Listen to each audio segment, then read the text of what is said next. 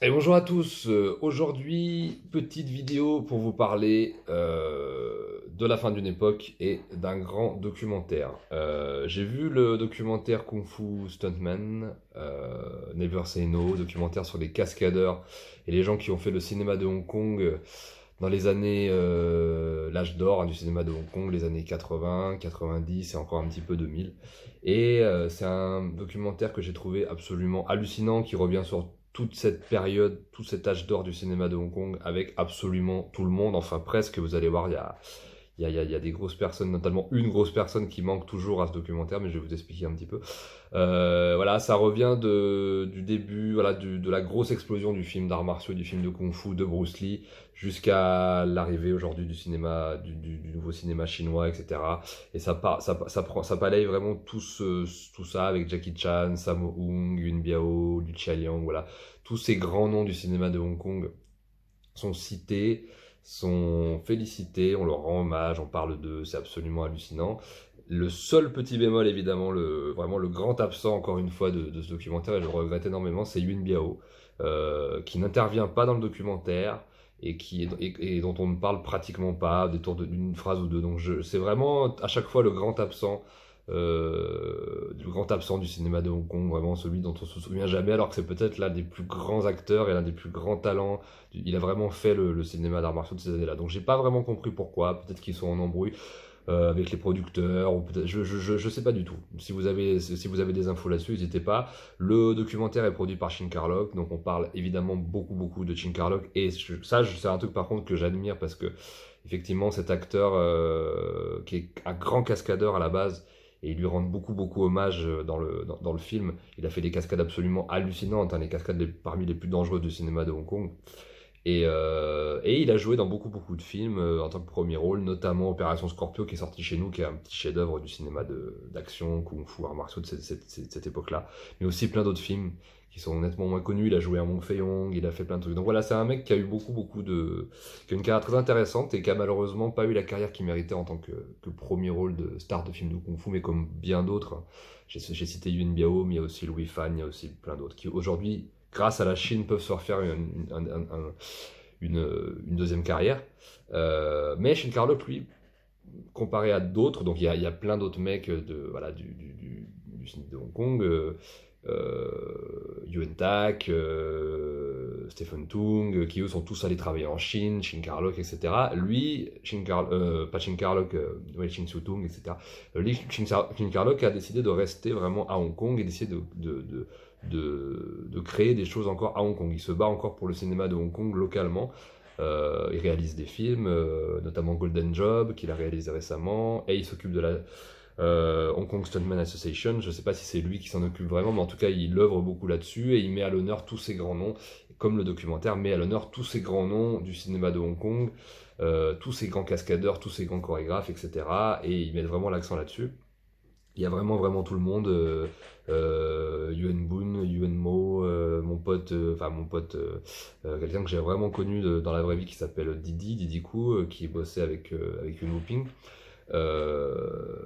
qui est pareil, qui était la doubleur de Jet Li. Il y a Sharon qui fait une toute petite apparition aussi, Sharon Young dans le documentaire. J'ai beaucoup de potes qui apparaissent dans le film, qui font de la figuration.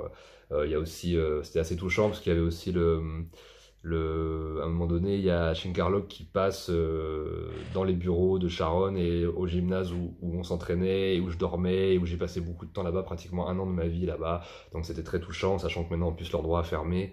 Donc je crois qu'il a fermé. Donc je sais pas si je pourrais voilà, y retourner un jour. Et en tout cas, voilà, j'étais très touché par ça parce qu'il y a effectivement des gens qui m'ont touché quand j'étais gamin, que j'ai connus, tous ces grands noms. Tous ces grands cascadeurs, ils nous montrent vraiment tous les risques qu'ils prenaient, toutes les cascades, tous les risques, toutes les choses qu'ils étaient capables d'endurer pour nous donner à nous, public du spectacle. C'était vraiment une autre génération. Yuen Woo-ping le dit lui-même. On était vraiment une génération badass, dure. On pouvait endurer des choses vraiment ouf, ce que la génération d'aujourd'hui peut absolument pas faire. Et je vais en revenir un petit peu plus à la suite de ma vidéo. Euh, et voilà, donc il y a tous ces gens qui m'ont fait rêver gamin, qui m'ont donné envie de faire ce métier, qui m'ont donné envie de faire du spectacle, du cinéma, de partir en Chine, d'aimer toute cette culture-là. Et donc ça, les mettre à l'honneur, c'est absolument hallucinant, c'est vraiment, vraiment utile.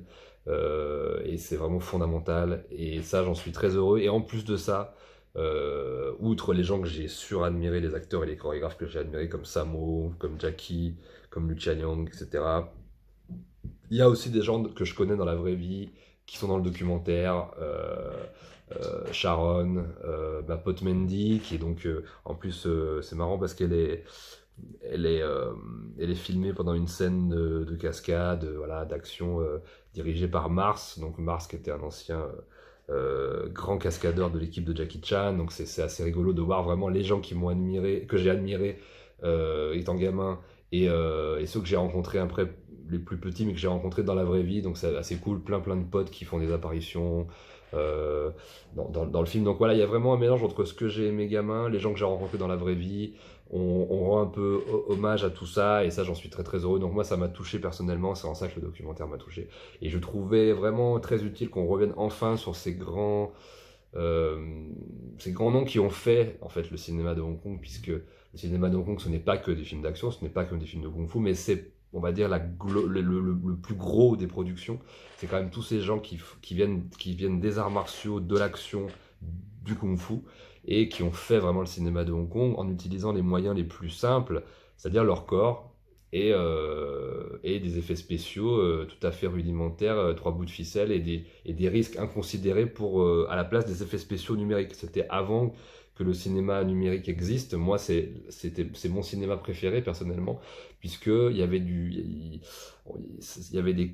on sentait les corps qui vibraient, qui bougeaient, qui vivaient. En fait, on sentait vraiment la vie dans ces films. C'était souvent mal foutu, mal branlé, mais c'était fait au moins, évidemment pour des raisons aussi de pognon, hein, on va pas se mentir, mais les gens donnaient tellement de leur personne, tellement de leur temps, ils faisaient des journées de 48 heures, enfin, c'était un truc de fou, ils prenaient tellement de risques, il y avait tellement peu de sécurité, il y a tellement eu de gens blessés, handicapés, morts. Ils en parlent dans le documentaire, ils montrent toutes les cascades, les making-of des cascades, notamment, vous savez, la fameuse cascade de la fin de First Mission où il y a au moins 7 cascadeurs qui sautent, qui s'explosent du toit et qui tombent, ils nous montrent comment ils s'arrivent sur le tapis, ils se sont fracassés en tombant les uns sur les autres, comme ça ils se sont fait mal. Et Giancarlo qui a fait d'ailleurs la cascade la plus compliquée parce qu'il tombe de je sais pas combien de mètres en s'explosant sur des trucs, enfin voilà. Une période qui n'existe plus, qui n'existera jamais plus. Faut en être vraiment, vraiment conscient. C'était une autre époque, tout simplement, les années 70, 80, 90, avec d'autres genres d'hommes, d'autres genres de femmes, d'autres genres d'individus, d'autres manières de produire.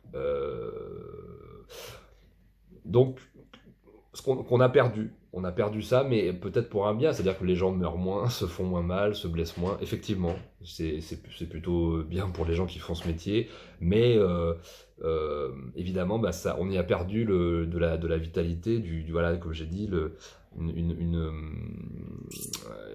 une connexion vraiment au corps et à la vibration et au vivant, quoi, qu'on retrouve peut-être moins dans les films. Moi, c'est vrai que je suis moins fan de cinéma depuis 20 ans, principalement à cause de ça. Euh, Même s'il y a encore toujours des choses, et c'est aussi ce qu'explique le documentaire, c'est que tout le talent qui provient du cinéma de Hong Kong et de ce cinéma d'action insuffle dans le cinéma chinois d'aujourd'hui, et il doit continuer, il doit perdurer. Comme le cinéma de Shanghai avait insufflé le souffle de vie au cinéma de Hong Kong, et vraiment c'est un cycle, c'est ce que je répète souvent. Et d'ailleurs, j'ai trouvé ça vraiment bien, ça me donne raison, puisque les intervenants comme Tsui Hark ou d'autres me donnent raison. Ils disent qu'en fait, le cinéma de Hong Kong tel qu'on l'a connu n'existera plus jamais, et qu'il faut vraiment fermer cette parenthèse. Par contre, toutes ces forces vives continuent à vivre en Chine, dans le cinéma chinois. Et maintenant, il faut parler de cinéma chinois, il ne faut plus parler de cinéma de Hong Kong. Et j'ai plutôt apprécié ça aussi, parce que voilà, ça donne de l'eau à mon moulin, et ça me permet de voir que j'ai vraiment compris ça. Et les gens qui ont fait le cinéma de Hong Kong le disent et le reconnaissent eux-mêmes, qu'il faut passer à autre chose et qu'il faut faire autre chose.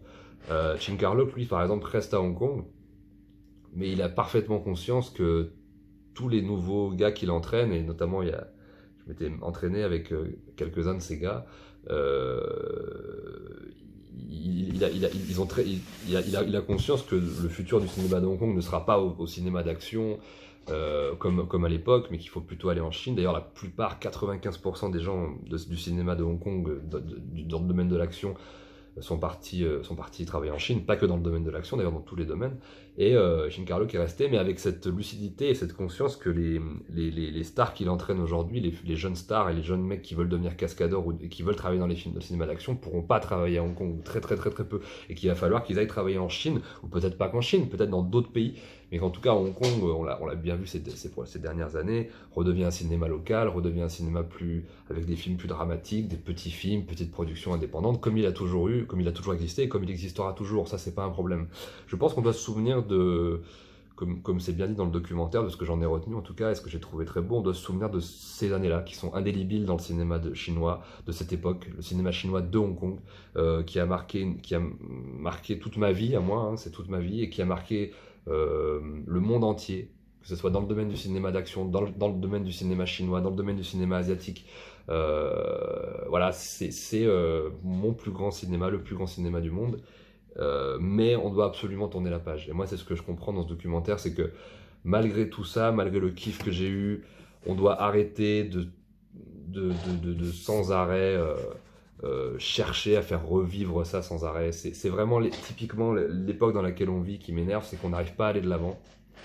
Et parce que pour tout un tas de raisons, hein, que je ne vais pas énoncer là parce que c'est beaucoup trop long, on refait les mêmes Star Wars, on refait les mêmes films tout le temps, au lieu d'essayer de faire confiance un petit peu à des choses qu'on connaît moins et d'aller un peu vers l'avant. Et moi, c'est ce que je vois dans le cinéma chinois d'aujourd'hui, dans l'émission que je fais sur le cinéma chinois. Je ne renierai absolument jamais cet héritage-là, puisqu'il est fondamental à ce qu'est le cinéma chinois aujourd'hui. Il est fondamental à l'histoire du cinéma chinois de toute génération confondue. Le cinéma de Hong Kong,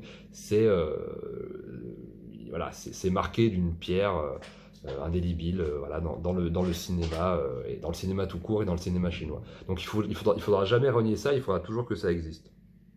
Et moi, je suis très rassuré parce que il y a tout un tas de polémiques autour de lois, voilà, qui passent en Chine sur l'interdiction de films hongkongais ou non machin. Mais dans les faits, moi qui connais bien la Chine et moi qui connais beaucoup de Chinois, ils ont tous vu les films hongkongais, ils ont tous grandi avec, ils savent tous où les trouver. Et avec le numérique, déjà qu'à l'époque où j'habitais en Chine, on trouvait absolument tous les films du monde, mais même pas que hongkongais, tous les films du monde, même les choses interdites par le gouvernement chinois, tu pouvais les trouver en pirate de partout, dans les boutiques, dans les machins. Aujourd'hui, avec le numérique, tout le monde trouve tout, tous les Chinois traduisent tous les films, etc. Donc je me fais aucune illusion. Effectivement, pour les sorties cinéma, ça sera évidemment contrôlé, mais tout ce qui est l'internet, le numérique, tout ça comme ça, j'ai vraiment aucune inquiétude là-dessus. Ça survivra, ça restera, et vraiment, n'écoutez pas les journaux français, médias à 2 balles qui prétendent ce genre de choses. C'est beaucoup plus compliqué que ça. Effectivement, la Chine, c'est un pays très très dur, mais vous inquiétez pas, ces films-là survivront. Ils survivront autant, et ils survivront au support, ils survivront à l'Internet, et surtout, ils survivront dans l'inconscient collectif des Chinois et du cinéma chinois et de la Chine. Ces gens-là seront toujours admirés, vénérés, on leur rendra hommage, et il n'y a aucun souci à se faire là-dessus. Il n'y a vraiment aucun souci. Moi, je me fais vraiment aucun souci. Et c'est un petit peu aussi le but de la vidéo d'aujourd'hui, c'est de mettre un petit peu tout ça en relation. C'est-à-dire que moi, quand j'ai vu le documentaire, vous savez, ça fait un petit moment que je fais plus d'émissions Hong Kong Connexion, et que je fais un petit peu plus d'émissions sur la Chine, et que je suis un peu plus proche de la Chine, et du monde chinois, et du monde culturel chinois, et j'invite des Chinois, je parle de la Chine, etc. Parce que, en fait, c'est un petit peu le problème que j'ai, moi, depuis que je fais cette chaîne, c'est que j'ai constaté que les gens étaient vraiment restés fixés sur Hong Kong, ce qui est totalement normal, totalement logique. Moi-même, comme je vous l'ai dit, c'est mon plus grand cinéma, c'est là où j'ai passé le plus de temps, le plus d'énergie, qui m'a le plus apporté. Mais en même temps, voilà, je pense qu'il faut garder ça jusqu'à la fin des temps, et toujours revoir ces films, toujours en parler, les glorifier, etc. Il faut toujours continuer à faire ça, dans tous les pays du monde. Par contre, voilà, moi j'ai décidé de lâcher les gens qui sont bêtement anti-chinois, qui considèrent que le cinéma de Hong Kong, que Hong Kong c'est Hong Kong, que la Chine c'est la Chine, tout ça est beaucoup plus compliqué, il y a vraiment une étape de transformation à laquelle on est en train d'assister qu'ils ne veulent pas voir, parce qu'ils connaissent pas la Chine, il ne faut pas se mentir, la plupart des gens ne la connaissent pas, ils comprennent rien.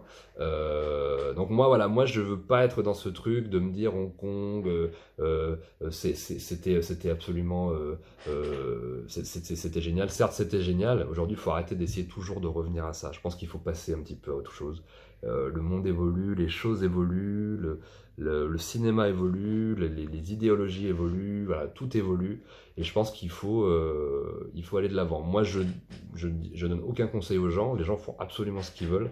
Moi, perso, je veux pas rester empêtré dans ce genre d'attitude de fan hardcore, quitte à en être idiot, bête et totalement mortifère. Je veux pas rester là-dedans. Moi, ça fait longtemps que je suis passé à autre chose. Ça fait longtemps que j'ai compris que la Chine existait. Je suis allé vivre là-bas. J'ai compris à quel point il y avait des rapports entre les deux.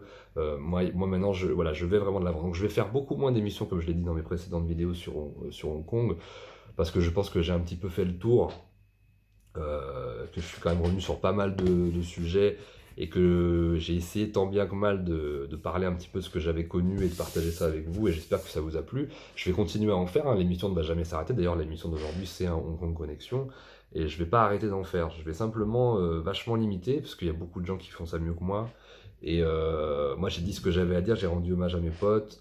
Euh, j'ai parlé un petit peu mon expérience là-bas, et je continuerai toujours à parler de Hong Kong, même au travers du cinéma chinois. D'ailleurs, vous avez remarqué que tous les films chinois que je traite, j'en suis à 18 épisodes du retour du chinois en Chine, et vous avez remarqué quand même que c'est que des réalisateurs hongkongais. Il y a peut-être, sur les 18 films, j'ai 15 films réalisés par des réalisateurs hongkongais. Donc si vous ne voyez pas la corrélation entre Hong Kong et la Chine, ce que j'essaie d'apporter, le lien de filiation, etc., voilà, je vous invite à creuser un petit peu plus là-dessus. Euh, et voilà, moi j'ai vraiment envie, comme j'ai dit, d'aller de l'avant. Et, euh, et moi je me retrouve plus tellement, voilà, dans les gens qui veulent absolument rester sur Hong Kong. En fait, rester sur Hong Kong, moi je le fais, je reste sur Hong Kong, c'est-à-dire que c'est le cinéma que j'aime le plus, mais c'est pas parce que je vais rester sur Hong Kong que je vais bêtement aller rentrer dans des considérations politiques ou idéologiques absolument idiotes sur des sujets. Parce que je pense qu'en fait c'est pas du tout c'est pas du tout lié. En fait les gens comprennent pas, mais c'est des choses qui sont pas du tout liées avec la politique. C'est des choses c'est des choses qui sont autres. Et moi je veux, voilà, je veux vraiment voilà, je veux plus entendre parler des gens qui bloquent absolument sur une époque et qui font pas autre chose. Ils font ce qu'ils veulent, mais moi je veux pas. J'en ai un petit peu marre en fait. J'ai un petit peu fait le tour de la question à ce sujet. Voilà. Et après, bon bah là, je suis un petit peu digressé comme d'habitude. Je parle beaucoup trop et je répète beaucoup trop de trucs. Excusez-moi. Moi j'ai beaucoup aimé le. Pour résumer, par rapport au documentaire, j'ai beaucoup apprécié l'idée que la Chine rendait hommage au cinéma de Hong Kong, et que sans le cinéma de Hong Kong, le cinéma chinois ne serait pas ce qu'il est. Et j'ai admiré ça. Et surtout, j'ai beaucoup admiré le fait qu'on ressorte des noms de cascadeurs qui ont eu des accidents graves, qui ont pris vraiment des risques. Je trouve ça admirable. Et je trouve que ça a un rapport au monde que je défends, c'est-à-dire le monde plus traditionnel, où les jeunes générations rendent hommage aux anciens. Et je trouve ça vraiment noble que la Chine et Hong Kong vraiment travaillent ensemble pour rendre hommage à tous ces héros, tous ces gens qui ont pris des risques, etc. Je trouve ça très très très très beau. Voilà. Donc j'espère que vous apprécierez autant que moi. En tout cas, merci. J'espère que j'ai pas été trop long, mais je l'ai été quand même, donc je m'en excuse. Voilà, je vous souhaite une bonne journée. Vive le cinéma de Hong Kong et vive la France. Bye.